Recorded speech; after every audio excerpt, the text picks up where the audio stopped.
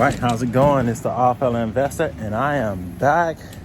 I'm trying to do a quick video. I'm really horrible about putting these videos out, but I'm going through some very turbulent times, and it seems like viewers really like to talk about or hear about when people are going through a rough spot. So I am going through a huge rough spot. I'm about to PCS, and I have 8 cars with a 9th one coming in, and I really don't have it figured out what I'm gonna do yet.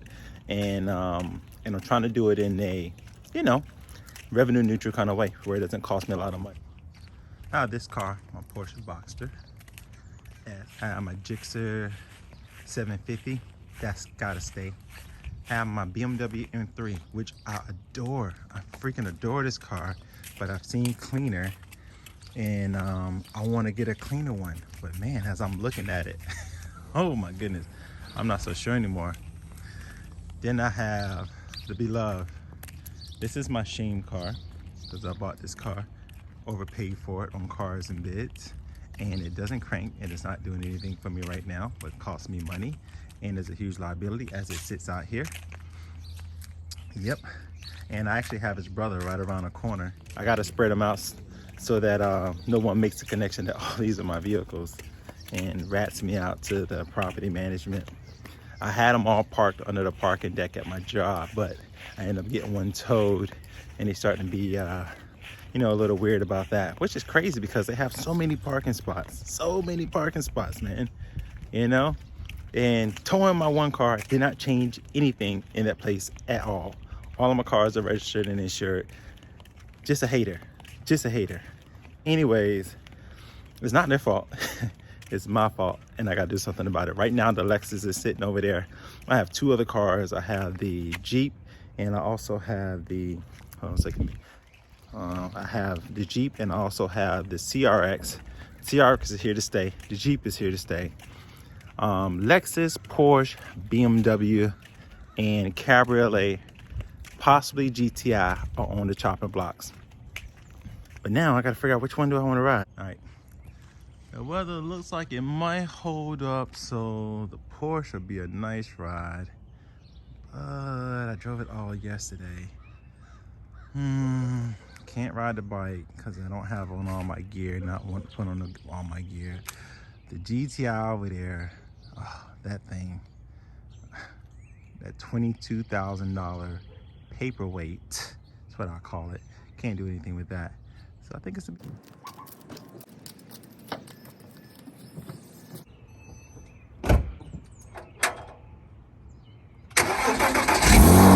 And if I had to be honest with you, I don't want to sell any of my cars. The fact of the matter is, it's kind of selfish. I have a lot of family members that need my assistance right now, and a lot of my properties that need a lot of work. And I'm not really, I don't want to take out any more loans because I'm trying to apply for the loan for the NSX that's coming. So I have some real tough choices to make when it comes down to the things that I want versus the things that I need to do.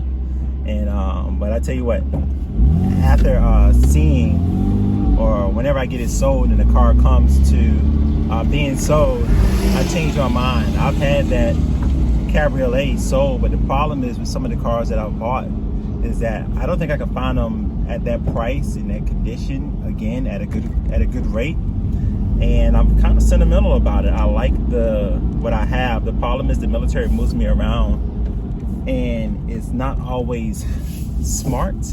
I mean, you can make anything happen with the right amount of money, but it's just not prudent to do so. And in my mind, I think I just chop my tail off, sell off all my properties here, sell off all the cars here, and then reestablish myself in Colorado, enjoy some cars there and motorcycles there, and come back home when I retire and finish fixing up the ones that I do have, and do it like that.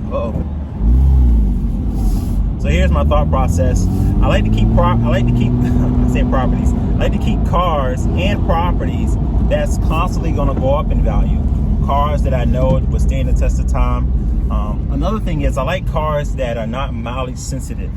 So the problem with my NSX and my Lamborghini, especially the Lamborghini, is that it was mileage sensitive, meaning the more miles that I put on it, the less it was valued. And it was one of those cars that if something happens or when something happens, it was going to cost me a lot of money. And I'm just not built that way. I like to reduce as many negatives as possible. But anyways, so when I think about the cars, all the cars that I have, we're going to start with let's start with the car that I'm in now. So the Porsche Boxster 2005, it is a shame that these cars are priced the way they are. You can get them for around $22,000 to $25,000 in great condition. You can buy newer ones, but I feel like it doesn't change. I feel like this spec is really good, especially the manual. I've even seen the automatics sell for a good clip. The problem with it is they don't move fast, and people are more into the 911s and they're more into the Caymans. Those are the more desired cars.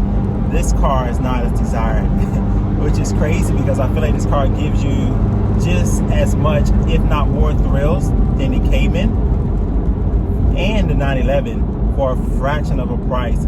To get a similarly equipped and vintage 911 or get a similar 911, you have to pay about twice the price. You know what I mean?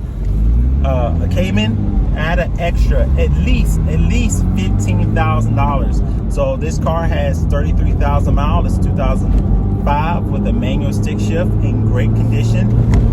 I got it for $24,500. If you wanted to get a Cayman with the same spec sheet, it costs you probably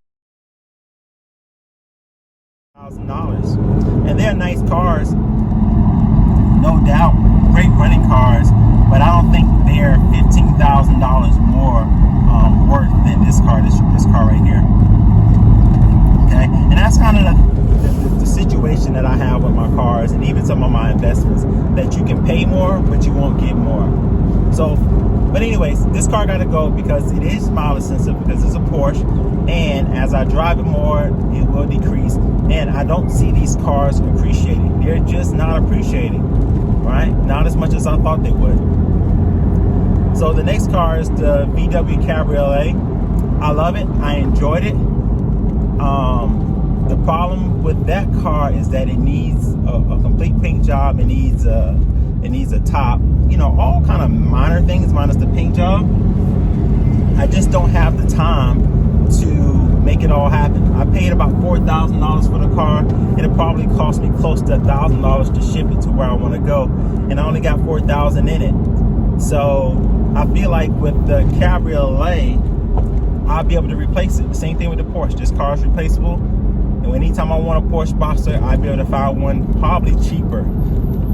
The Cabriolet, the same thing. Those cars turn over pretty quickly. If I want to find one, I'll find one cheaper. Now the difference with the Cabriolet, most of them have stories, and they are getting harder and harder to find. My car is well sorted mechanically. It has all its parts, which is one of the reasons why I bought it, and I just wanted to bring it up to its former glory. The problem is, like I said, to do that, it's going to cost me more than $4,000 more than what I paid for the car, and I won't be able to do it right now. So it's one of those cars that is on the chopping block. It has to go. Now, its big brother, kind of the titan of them all, the GTI. With the GTI, I am just having buyer's remorse, and I am also kind of ashamed. I bought that car on Cars and Bids. It's an online auction sponsored by Doug DeMuro, and I got in a bidding war. I got in my feelings, and I bidded the car up to $19,000. Now the car will sell for about $19,000, $20,000. It's in impeccable condition. The seller was amazing, and I'm still going to do a video on it. The problem is it takes so much to do videos. And now it doesn't shift like it needs to. It's not cranking, so it's sitting there. It's essentially a $20,000 paperweight. I spent $2,000 to get it shipped here, and only have driven it maybe 3 times. And it's kind of just sitting there like bad stock. I need to move on from it, but it's another one of those cars that I feel like it'll be hard to find. But I have seen them sell for cheaper, so I feel like the market on the GTIs MK1 GTIs are softening a bit, and I'll be able to come back to it, even if I can't get the silver one that I have now. So I'm almost convinced of selling it. The problem is it's such a unique car that it's not an easy car to sell. It's not a car that I'm gonna be able to find a buyer on Marketplace easily. So I most definitely have to be smart about getting rid of it. So I might have to take it with me to actually move it.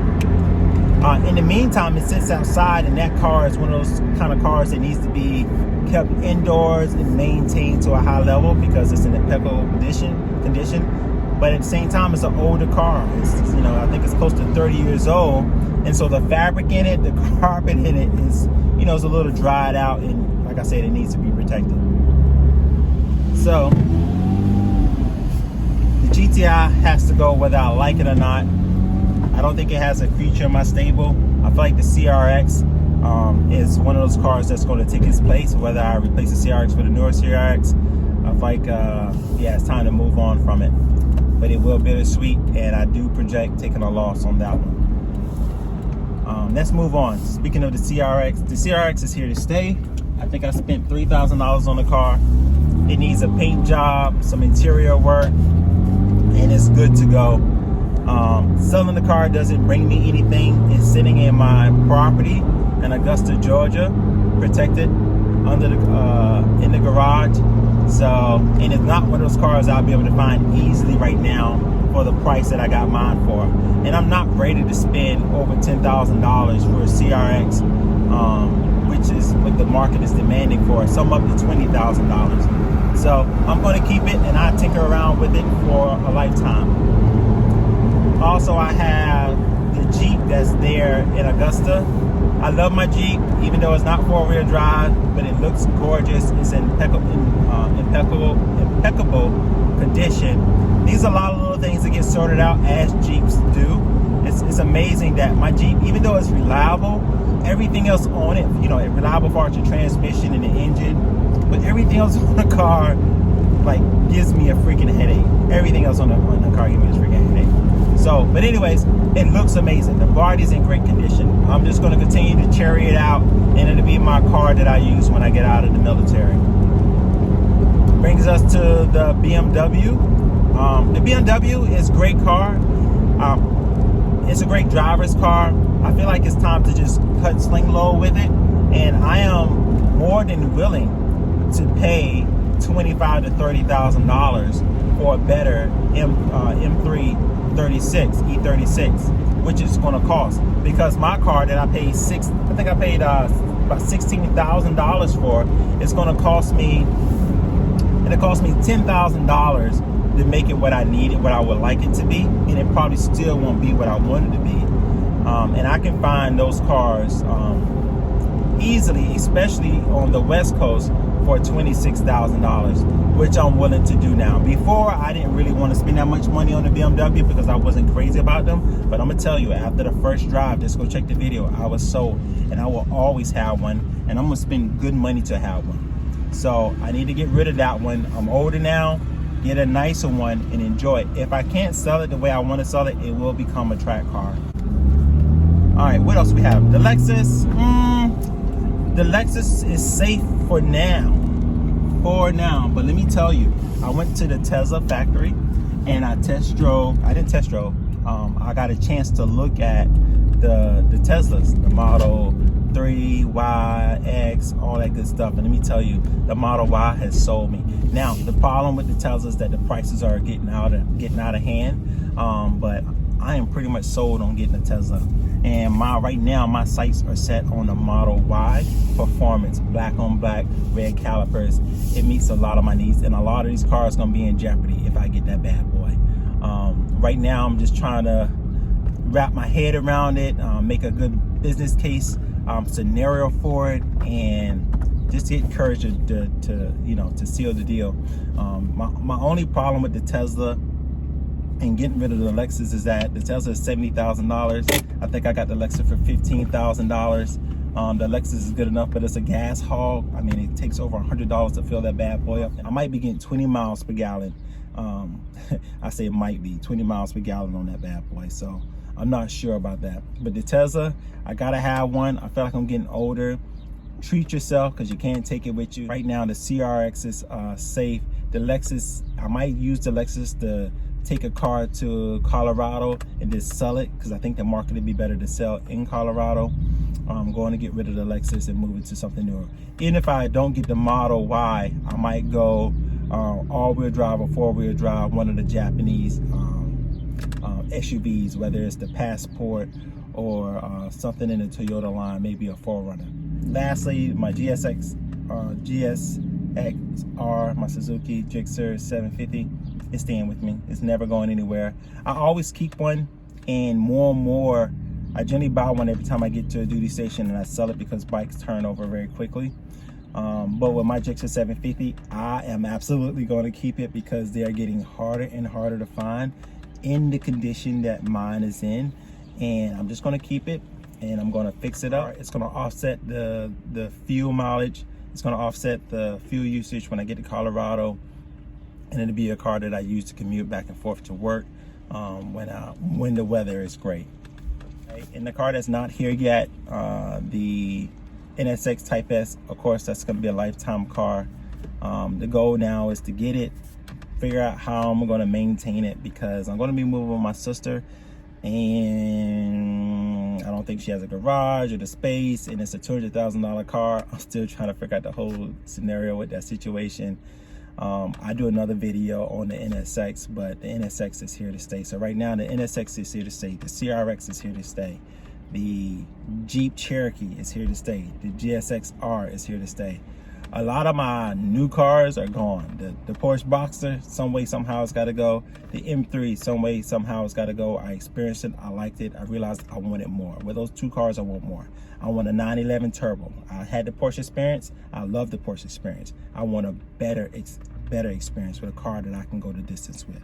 Same with the M3. I'm probably going to do 1 or 2 more M3s. I love the M3 E36. I just want a better one that I can keep for a long time and ride the appreciation curve. Same thing with the Porsche. The GTIs got to go. I say they got to go. The GTI is going to go. Matter of fact, I'm listing the Cabriolet today. I'm going to get the coupe, MK1 coupe. I'm going to get that one, not coupe, hatchback. I'm going to get that one trailered to a specialist to get that one fixed up, and that one's gonna go. And I think that's, and then when I get to Colorado, we're gonna get rid of the Lexus, and that should put about $80,000 in my pocket to my portfolio. And I'll talk to you about that on the real estate page while I'm selling off all these cars. And we're gonna get newer cars, better things, and we're gonna update all the other things. And hopefully we'll update this freaking channel and do better videos. Thank you for sitting here listening to me ramble. Like and subscribe. I want to know your thoughts. How can I improve on this? And what you want to hear about. I have a wealth of knowledge. I'm 40 years old. I'm in real estate. I'm in the cars. I'm a nurse. I'm in the military. I know you guys have questions of how I make it all work, and I'm here to answer them. Have a great day.